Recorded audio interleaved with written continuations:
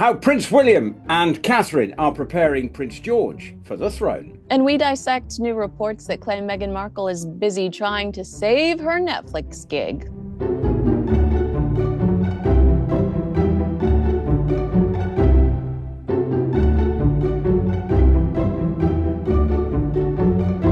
Hello and welcome to Heirs and Spares, the show that dives into the fascinating world of two of the most recognized royal couples on both sides of the Atlantic.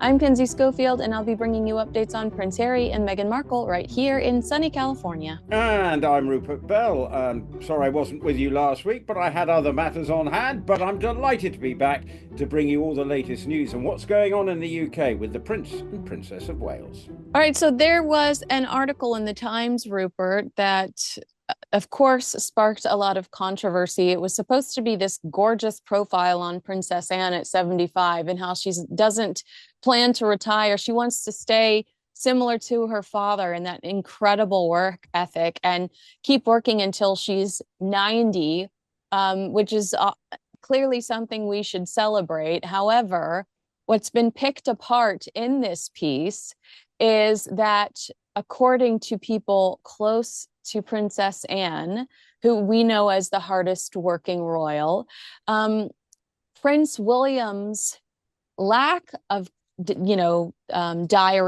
diary is something that allegedly annoys her.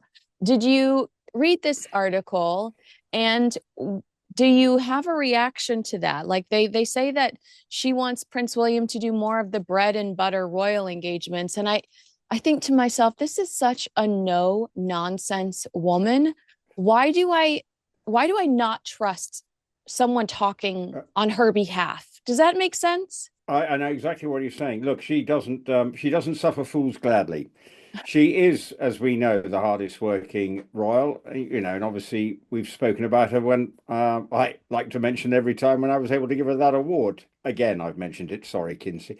However, what I will say is, there is this nickname that does get bandied around about Prince William, as his nickname is Work Shy Willie.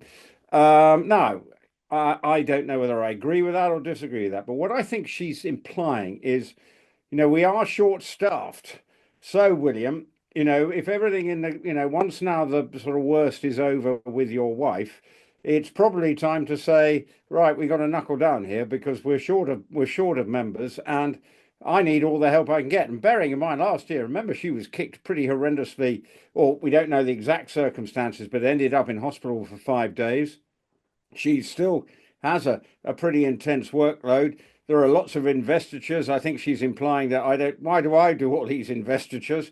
So I think she's saying, she's probably, whether she likes it being sort of quoted by friends, I'm not necessarily so sure, but what I think it's implying is that William, right, you need now, your children are getting older, you've got to, get the work-life balance now needs to be managed better, I think is the gentle implication from the Princess Royal. And I understand where she's coming from.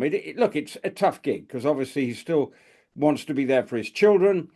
He wants to obviously be there to support his wife, and bearing in mind his dad is also recovering from his own condition. I just think it may be just a sort of gentle wake-up call for William to say, right, I understand what's going on, but we need, I'm in my 70s, the King's in his 70s, Queen Camilla's not work shy, and she gets on with it. Given, Prince Edward has a pretty good rap about getting on with it in an unflustered way with his wife, the Duchess of Edinburgh. But of course, that second generation, William's generation, it's a bit you look at it. Where are the working royals? And well, that is I wonder if we should acknowledge that he's restructuring the way he imagines working royals should, with these big initiatives like Earthshot or creating these homeless shelters and putting together these boards of change makers and influential people that when they work together, they're stronger. I just feel like, it is suspicious to me that in the last 2 weeks, we've had some really negative stories come out about the working royals who we should all admire. The king being this diva of a gardener, Princess Anne having any sort of issue whatsoever with Prince William, who I just think I think that would be something that she would be frustrated with somebody telling a newspaper.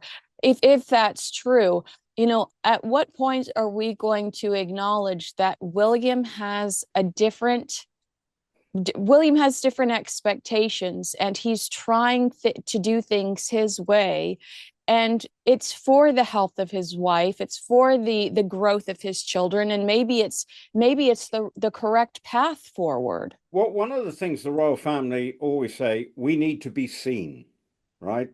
Because it's actually, we need to be out there in front of the British public.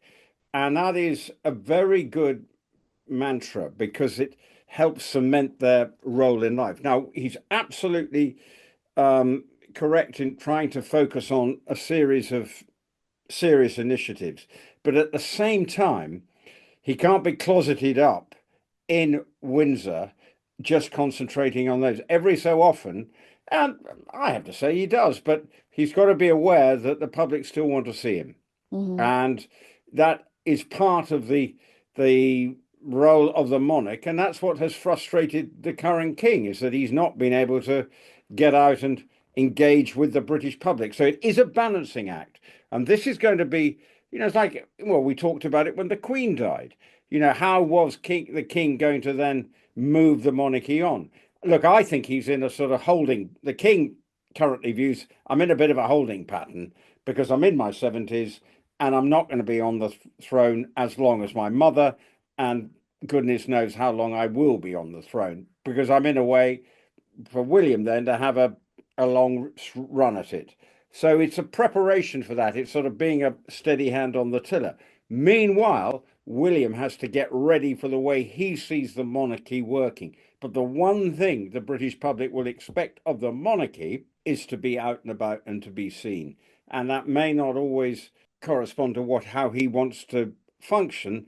But unfortunately, as the Queen said, they need to see me, and various people have always said, is very important. Even if you go back to the Second World War, when the Queen Mother and the King of the time didn't leave Buckingham Palace because they said, right, we need to, I know it's a slightly extreme example. Oh, but it's a great example of the heart of the family.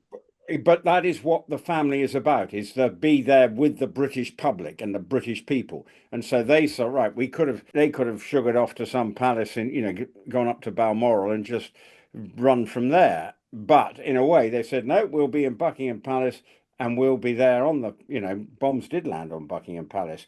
But that is, okay, that's going back in time, but that is the important role of the monarchy, is to be seen and to be out there. Now, the king he's always been out there. So, but I've got a degree of sympathy for William in that, he is obviously, as any husband would want to be, he's sort of had to take on the primary carer role while also, being around for his 3 children through a difficult time. So it is a balancing act, but maybe just a gentle nudge in the direction of William from Princess Anne. If you believe it, I don't believe it. Yeah. Well, I think I believe it in the sense of maybe I think it is the problem for the royal family. It is their problem now since Harry's gone. That generation, because Beatrice and Eugenie, they are not necessarily working royals. What have we got in that 40-something generation? The King's generation.